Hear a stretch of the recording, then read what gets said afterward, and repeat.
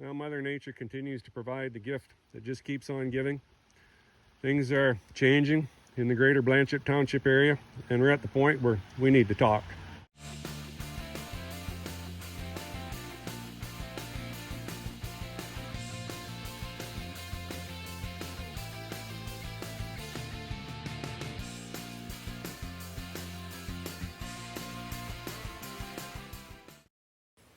Yeah, our first stop is going to be soybeans. This field here is pretty typical of a number in the area. We had lovely dry May. It allows us to get beans to the ground nice and early, as we all know. We went right from corn into beans, and consequently, we've got soybeans that are a lot of stature to them, well developed for this time of year. But that creates another consideration. And that consideration, very simply, is going to be fungicide on soybeans. Traditionally, through this neighborhood, we've done enough trial work over the years. We see about a 2 bushel advantage on average to fungicide in beans. 2 bushels, nothing to be sneezed at. Certainly with the price of beans today, that easily covers the cost of the product plus the application. But it's never been the type of yield response that just jumps up and grabs people and makes them want to use fungicide on an annual basis. And we also never had big white mold pressure, which would be the one thing that would lead us to regular use of fungicides. And I'm not going to go into all the reasons, but we just don't seem to get that white mold. Never had it in the past. However, we never had wheat lodging in the past, and we all know what wheat fields look like today. So just because we never had white mold in the past is not a reason that we can ignore it. And you put in that combination of leaf disease and all the humidity and moisture that can be trapped in the canopy, I really think the only choice we have this year is to go ahead and put fungicide on these beans to protect that investment. But even in these real nice soybean fields, it's not exactly all kittens and perfect rainbows. It's easy driving around and walking into these fields. You'll see in many of them little pockets of yellow beans. They just don't have the thrift. Leaf color is motley, just looks different. And the reason for this is just simply it's nitrogen deficiency caused by nodules that have been shocked a little bit and aren't kicking into gear because we had dry soils and then we got some really nice rains in June, and that rush of water into the plant roots kind of basically shut those nodules down. They really need a lot of oxygen to function, and there for a short period of time they got jolted with too much water, a lack of air. And consequently, when it got warm again in June and beans really wanted to grow, the nodules just burnt in gear and they couldn't supply everything that the bean needed from a nitrogen point of view. And that's really what you're seeing here. Now, is this going to be a big problem? No. As it warms up, these beans actually are recovering quite nicely. And I know it's raining again today and it might prolong this issue for a little bit further, but this is not a real problem. It will remedy itself pretty quickly. Now, admittedly, this is a pretty extreme example of a bean field that's got a couple of issues. However, if you look, you can see the tile runs quite clearly on the map. And over top of those tile runs, the beans are growing, they're green. They're basically, if the whole field was that way, there'd be no issues. But that's indicating how water gets away, allows some air into it, allows roots to function, allows nodules to function, and you'll get those that better plant health where you've got some air. Nodules can function more efficiently and do their thing. In between, where it's wet and stays just damper, just that little bit extra longer, you'll get some N deficiency symptoms showing up, and beans just aren't as thrifty. Straight in, as I mentioned, will snap out of it. They'll continue. Sometimes those ugly-looking fields in June, early July, can turn out to be surprisingly good fields by the end of the year. August always ultimately determines bean yields. But the other thing in this field, there's some more things going on. Certainly you see some gaps, some pretty weak spots. And what's happened there, we've had some stand loss, some death due to root rots. This year, we've certainly got a fair share of root rots. Even on some decent dirt, like this ground here isn't horrible by any means. Drainage is pretty reasonable despite what you see. But you name it, we've got Phytophthora, we've got Rhizoctonia, we've got some Fusarium root rots in these fields, more than what we typically have. Again, it was the shock of the water bringing all sorts of disease organisms into the plant. How do you tell whether you've got root rots or just N deficiency? Well, you go out and you dig up a plant and take a look at its roots.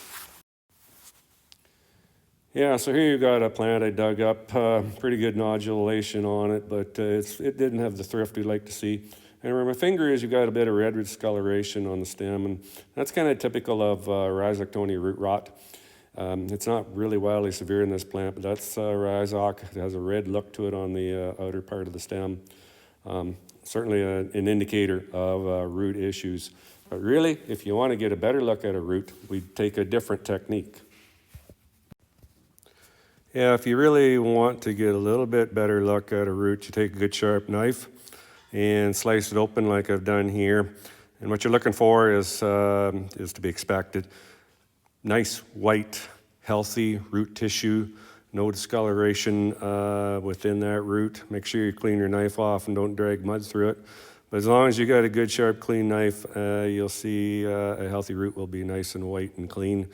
Diseased roots will take on a pretty severe discoloration. It's maybe a little early to know exactly what the plants that are semi-wounded by root rots.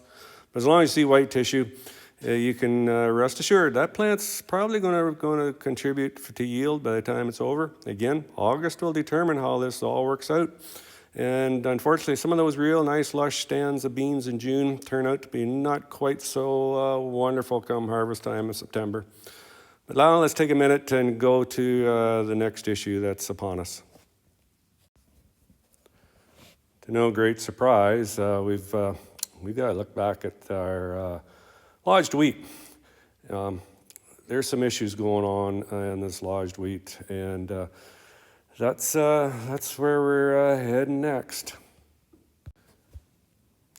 Here's a closer shot of what's underneath that lodged wheat. See a lot of pretty black browny stems that are deteriorating. It's wet, miserable, and that's just going to, with no great surprise, continue. Well, and here's what a head looks like as well. That's at the bottom of that pile. Not very pretty. Got the beginning of decay on the glooms on the outside. That wheat plant's done, it's finished. Whatever's in those kernels is going to be in there. They're going to be small, they're going to be lighter in test weight, potentially diseased as we go forward. So what's the solution? Well, in a word, it's going to be glyphosate. We need to kill this crop so that we can get it out of these fields as quickly as possible. The longer we leave it, the more we're going to have deterioration. The trick with glyphosate is timing it when it's appropriate to minimize the residue that potentially you'll still get into the kernels on the plants that are still alive. And you can see my fingers there. I'm holding a stem, and just below the head is called the peduncle. And ideally, you want that peduncle to be just kind of at least yellow. That will indicate at that point that the translocation process into the head is pretty much shut down, and it's safe for a glyphosate application at that point. Of course, the problem is that they're not all yellow. So it becomes a best guesstimate as to when to pull the trigger on that. Again, in order to keep glyphosate pre-harvest as a tool going forward, predominantly for weed control, we don't want to shoot ourselves in the foot putting glyphosate residues into the grain. It's a sure way the grain industry will quickly react and shut that whole option of pre-harvest glyphosate totally down the creek and prohibit its use. So we got to do our best to hit it at the right timing as possible. And I know the sprayers are going to be kept busy here over the next few days, dodging raindrops. And between, if you follow my suggestions to a T, you're talking fungicide on soybeans, you're talking glyphosate on wheat, fungicide on corn is going to be around the corner shortly. And of course, in the middle of all this, we got some wheat to harvest. So the next few weeks are proven to be a scrambled affair and lots to do. At the end of the day, we've got a crop to harvest. We'll harvest it. We'll do our best. And with a little good fortune, we'll have a product that at least is salvageable and work fine going forward. course, you folks got standing wheat, you got no problems at all. Things are going to be lovely in that regard.